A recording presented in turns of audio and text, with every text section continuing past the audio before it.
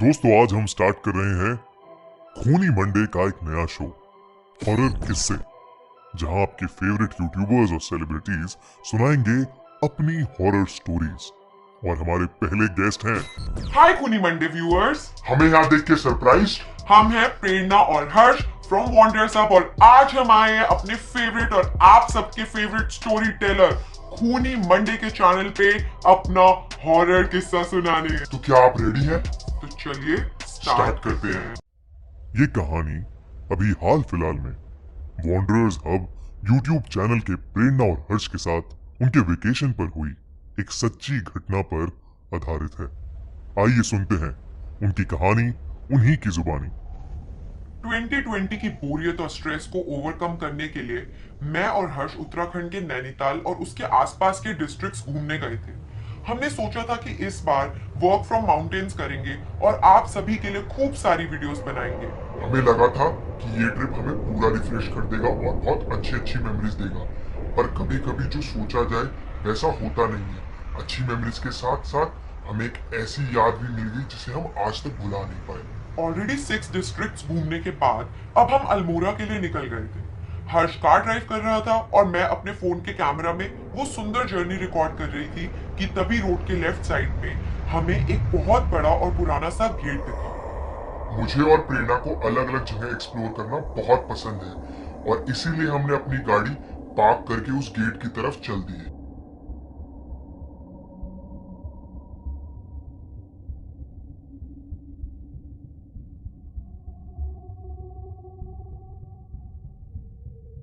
उस गेट के ऊपर एक बोर्ड लगा था जिस पर लिखा था ब्रिटिश चर्च एंड सिमेट्री 1835। ये देख के मैं बहुत एक्साइटेड हो गई और हर्ष से अंदर जाने की जिद करने लगी।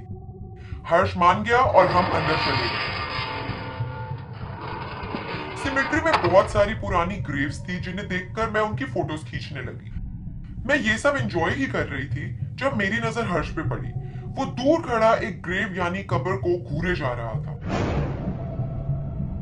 मैं उसके पास गई और देखा कि ग्रेव पे किसी लड़की ओलिविया रिचर्ड ग्रे का नाम लिखा था।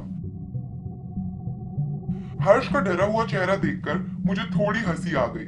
और तभी मैंने प्रेरणा को बीच में ही रोक दिया और कहा, ऐसी जगह पर बहुत तरह की एनर्जीज होती है, तुम्हें किसी भी एनर्जी की डिसरिस्पेक्ट नहीं करनी चाहिए। इनफैक्ट अब हमें यहाँ से चलना चाहिए। इतने वक्त में ऐसा पहली बार हुआ था कि हर्ष इतना सीरियस था। मैंने हर्ष की बात मानी और हम वहां से जाने लगे। हर्ष मेरे आगे आगे चल रहा था। वो गेट से बाहर निकल गया और फिर मुझे मुड़कर देखने लगा। मैं जैसे ही गेट तक पहुंची, मुझे किसी ने बहुत जोर से पीछे से खींचा और मैं जमीन पे गिर गई। इस झटके के बाद जब मैं खड़ी हुई तो मैंने देखा कि ग्रेवयार्ड का दरवाजा बंद हो चुका था और हर्ष कहीं पर भी नहीं था। मैं बहुत ज्यादा डर गई और चीखने लगी। बार बार हर्ष को पुकारने लगी और वो कहीं नहीं था। तभी मुझे ऐसा लगा जैसे मुझे कोई पीछे की तरफ बुला रहा है। मैं मुड़ी और मैंने देखा कि मैं उसी ग्रेव के सामने खड़ी थी जिस पर ओलिविया का नाम लिखा था। मुझे ऐसा लगा जैसे उस ग्रेव में से कुछ आवाज आ रही है और जैसे ही मैं आवाज सुनने के लिए नीचे झुकने लगी तो मुझे पीछे से एक और आवाज आई। वो आवाज गेट खुलने की थी। मैं अपनी पूरी जान लगाकर गेट की तरफ भागने लगी कि तभी मैंने भागते हुए पीछे देखा तो मेरे पैर वहीं के वहीं जम गए। ओलिविया नाम की ग्रेव में से एक काला सा साया बाहर निकल रहा था। मैंने किसी तरह अपना होश संभाला और फिर गेट की तरफ दौड़ने लगी। अब मुझे वहां खड़ा हुआ हर्ष भी नजर आने लगा था। हर्ष बार बार मेरा नाम पुकार रहा था। उसके हाथ में पानी का जग था और वो मेरी तरफ पानी के छींटे फेंक रहा था। उसके साथ एक और आदमी भी था जिसे मैंने पहले कभी नहीं देखा था।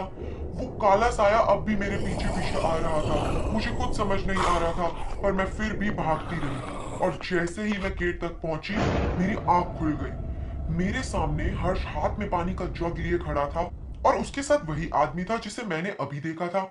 मैंने आसपास नजर घुमाई तो रियलाइज किया कि हम उसी रोड साइड पे बैठे हैं और हमारे ऑपोजिट साइड ही वो सिमेट्री है। मैं कुछ भी कहती उससे पहले ही हर्ष ने मुझे कुछ बताया कि मेरे होश ही उड़ गए। एक्चुअली प्रेरणा सिमेट्री के गेट पर पहुंचते ही बेहोश हो गई थी। मैं एकदम घबरा गया था। मैं प्रेरणा पर पानी की छींटे डाले जा रहा था, बार बार उसे पुकार रहा था, पर कुछ भी नहीं हो रहा था। उसी रोड पर एक प्रीस्ट वहां से गुजर रहा था। उन्होंने हमें देखा और मदद के लिए आ गए।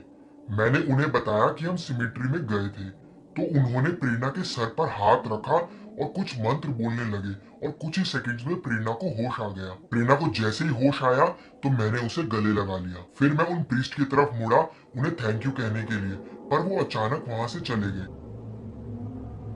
जैसे वो गायब से ही हो गए हो। फिर जब प्रेरणा ठीक हुई तो मैंने उसे बताया कि क्या हुआ था। जब हर्ष ने मुझे उस समय बताया कि मेरे साथ क्या हुआ था, तो मैं बिल्कुल दंग रह गई थी।